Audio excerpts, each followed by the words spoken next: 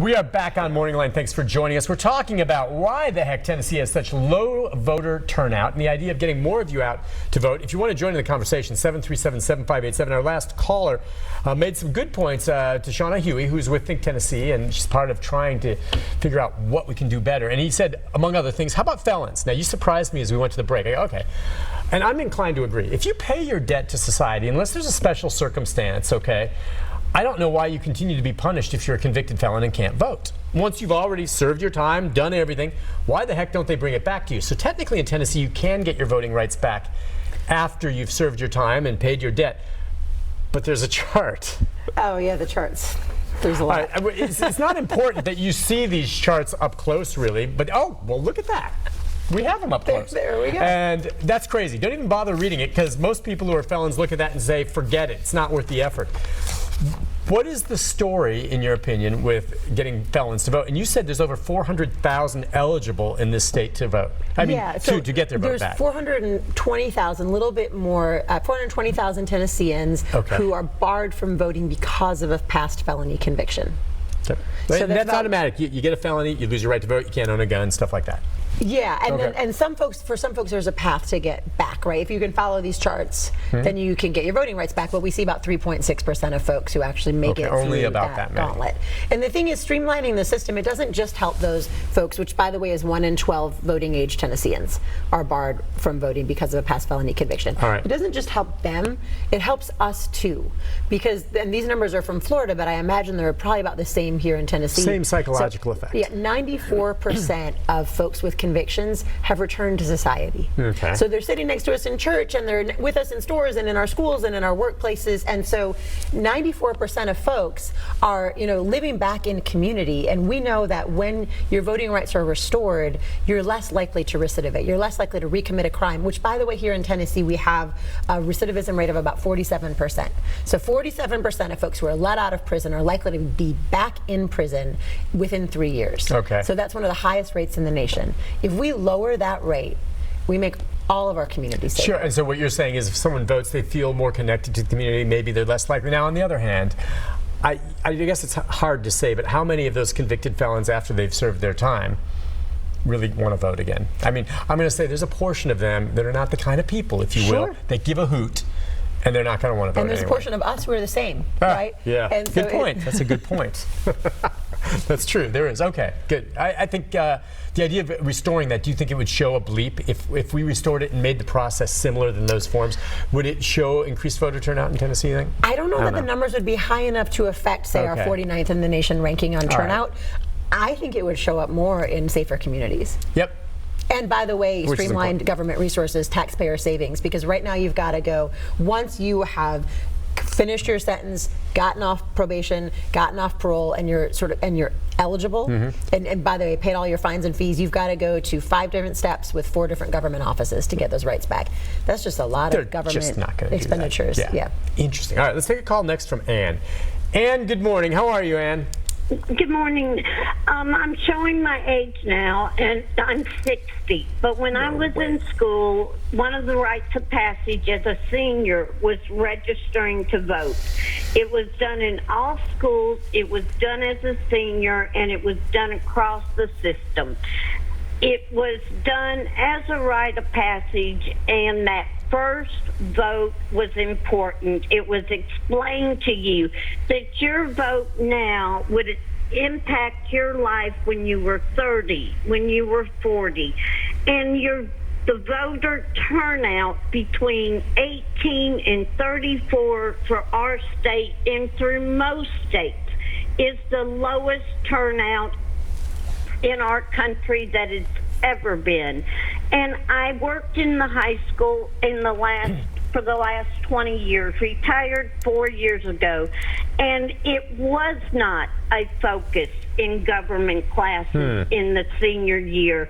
And it does have an impact on our youth when they come out of high school, and it's not an impact in our freshman class in college, and that does impact what happens in our voters when they turn out in our elections. And I truly think that has a great impact on all of our elections when it comes to voter turnout in our youth, 18 to 34. And that's my opinion. Hey, thank and with you, yeah. the last caller on the voter and the felons, the discussion last night was on that topic, and the statistics were a little different because the percentage of felons, when it came to felons who could not have their voter rights restored, was 40% of what she just said. So 60% of the numbers that she just said could have it restored, but it took an average of 2 years of them going through government offices trying to get the voter registration. Okay, and I'll let her, because she was the guest on that anyway, to clarify. And that was what the show was yesterday, more about felons and voting and that. Yeah, it was Tuesday night. Tuesday night, I'm sorry. And there were several guests on that. But I don't know if the numbers on that. I think we've just made it clear that there's a percentage of felons that would definitely vote. And I think it could make a difference, maybe, as you say, in making communities safer, if nothing else. I think that's right. All right, now the other thing it's interesting. Now, do you guys, as their think tank, go in and look at all at the curriculum, public high school civics classes? Because I do remember, I don't know if you do, when you were in high school, I remember, I don't know, I can't see if my son ever really ran.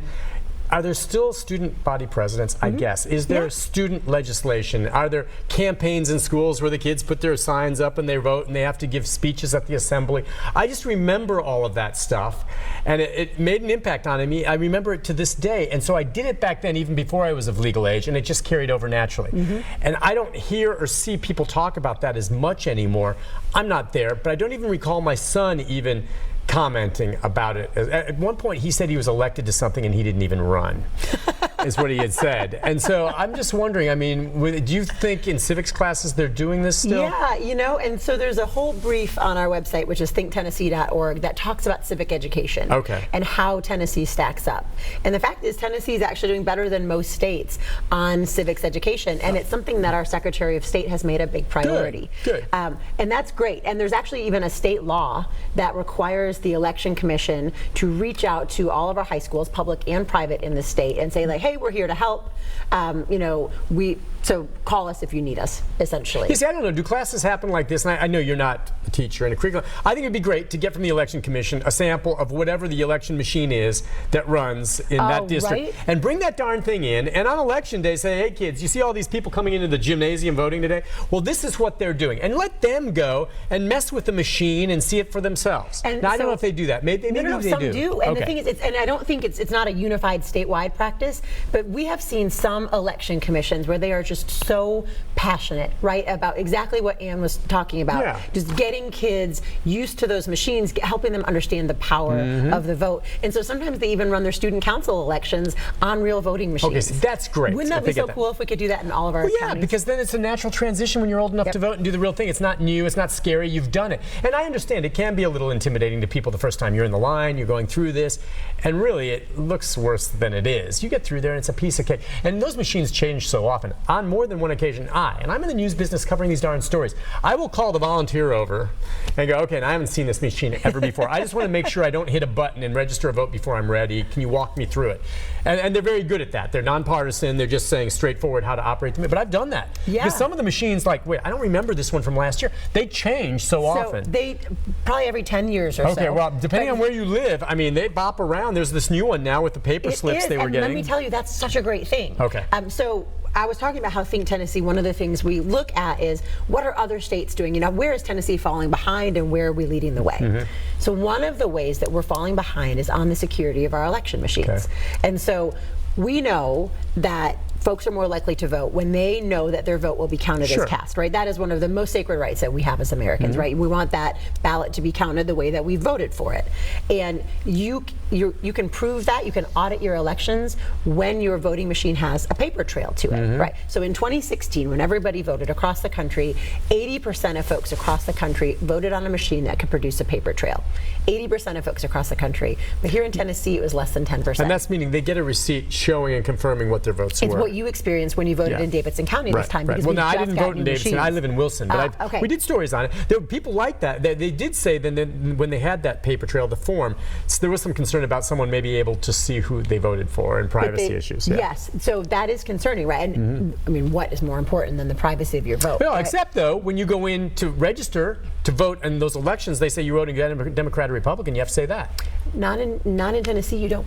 Oh, in the primary. Yes. You don't have to register to vote. No, as not a Democrat register, or but you Republican, go in and people can see which side. That is true. But so the thing about paper trails is, isn't it nice now to have, so you cast this ballot on a machine, right? You're punching in things, and now you get a piece of paper that confirms this is what the machine, have recorded, right? You voted for this person, this person, this person, and then you can feed it in face down into this machine where it lives in a lockbox. Okay, and that's great, and it fosters more confidence, and so when people believe that, more likely they'll come back. And it is absolutely a trend. If 80% of the country has it and less than 10% of Tennesseans do, we deserve nice things too. That's right, and to me it's a no-brainer, because when it was going more of the age where we were going all computerized and it's faster and it's all through these computers and stuff, I'm sorry, they can get hacked. And in the back of my mind, I never trusted them.